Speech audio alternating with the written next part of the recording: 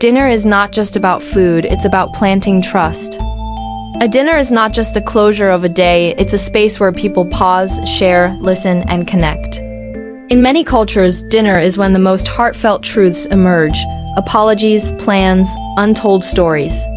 That's why dinner offers more than nourishment. It plants the seed of trust.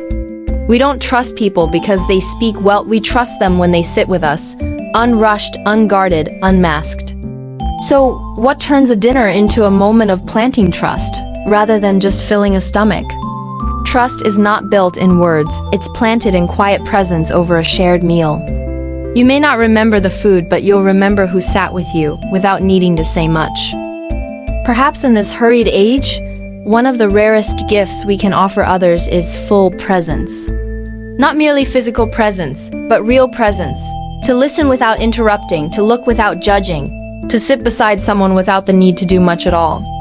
Dinner, a slower, quieter moment carved from the noise of the day, is the perfect time to offer this gift. In many families, this kind of presence used to be natural. Parents turned off the TV, children put away their phones, and everyone gathered to inhabit one small shared moment. But today, this has become increasingly rare. Dinner has turned into a rushed affair, or worse, a place where bodies sit, but minds are elsewhere. From a psychological perspective, full presence creates a sense of internal safety, a prerequisite for trust. When we feel someone is truly there with us, we begin to open up, to say things we've never said before. Trust doesn't grow from logic, it sprouts from the emotional experience of "I am not alone in this moment." Dinner, when protected from distractions and devices, can become fertile ground for that kind of trust. And the person who knows how to dine with presence is building the foundations of a durable relationship without needing grand declarations. Trust, though often seen as an abstract concept, is in fact constructed through the smallest of details. No need for grand promises or powerful declarations. Sometimes trust is built through a glance, the offer of a favorite dish, or simply waiting for someone to take the first bite. These small gestures, seemingly random, carry powerful symbolic meaning. I see you. In the context of dinner, where space narrows and time slows, nonverbal cues become the dominant language. And through that unspoken language, we begin to lay the first bricks of trust. A person who pours water for others first, offers the best piece to someone more vulnerable, or simply puts away their phone for the duration of dinner is sending a powerful message. You matter to me. No need for explanations, no need for logic. Trust, ultimately, isn't something we prove, it's something we feel. In interactional psychology, such actions are called micro-affirmations, tiny confirmations that help others feel acknowledged and safe. When repeated over time in spaces like dinner, these behaviors begin to shape a microculture between two people, a group, or a whole family. In that culture, every meal becomes more than a meal, it becomes a moment of recognition, affirmation, and deepening connection. In a world saturated with noise, dinner may be one of the rare spaces where people are truly heard. Not in the role of a speaker. Not while being interrogated, but simply being allowed to talk about their day, their worries, or the little things no one else notices. When dinner is held as a non-judgmental space, where all stories carry equal worth, trust begins to form, not through promises, but through the feeling that, I have the right to exist here. Psychologists refer to this as psychological safety, the sense of emotional and social security. When people feel they won't be mocked, interrupted, or evaluated, they begin to open up. And within those simple slices of conversation, trust grows naturally. It doesn't take a remarkable story or eloquent language, just someone patient enough not to turn dinner into a meeting, but to let it flow like a river. In traditional Asian cultures, dinner isn't a space for lecturing, it's a space for belonging. Parents teach their children not by words, but by how to sit, how to serve, how to wait, and in doing so, they pass on lessons silently. Dinner, in its deepest meaning, is a ritual of acceptance, and only when we feel accepted can we begin to trust. Some things in life cannot be taught in words, they must be learned through rhythm. Dinner is a subtle example of that. When everyone sits, no one starts eating until the last person arrives. That's not just etiquette. It is silent training in respect, and the ability to adjust oneself to others' tempo. Trust cannot grow in a space that is rushed, interrupted, or overly self-centered. It needs synchrony, not perfection, but awareness of the other's rhythm, slowing down to enjoy together, offering food to others first, refraining from taking too much when portions are limited. These small acts create an invisible grammar, a system where we learn to step back in order to keep connection flowing. In group psychology, the concept of entrainment, the unconscious synchronization of behavior among individuals, is a key foundation of bonding. When people eat in sync, laugh at the same time, pause in silence together, they don't just share space, they tune their minds to make trust possible. And dinner, if not interrupted by screens, becomes the quiet stage where this human entrainment unfolds. The person who knows how to eat with others, not just for themselves, is planting unspoken seeds that may grow into enduring trust. People often think that trust is forged in grand moments, a brave act, a solemn promise, a moving sacrifice. But if we look closely at everyday life, we'll realize that trust is actually built through repeated habits, small things, barely noticed, yet deeply rooted in memory.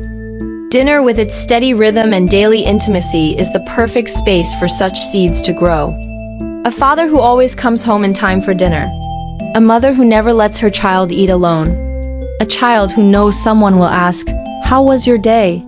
These don't create headlines, but they form a living context in which trust becomes inevitable. Memories are not shaped by grandeur, but by repetition steeped in warmth, consistency, and sincerity. When dinner becomes a cultural habit where presence, listening, and sharing are upheld as a daily rhythm, then that rhythm becomes the foundation of lasting relationships. In developmental psychology, this is called a secure base, an emotional safety net built through familiar rituals, enabling people to grow with the sense that there is always somewhere to return. Dinner, then, is not just a meal, it is a foundation.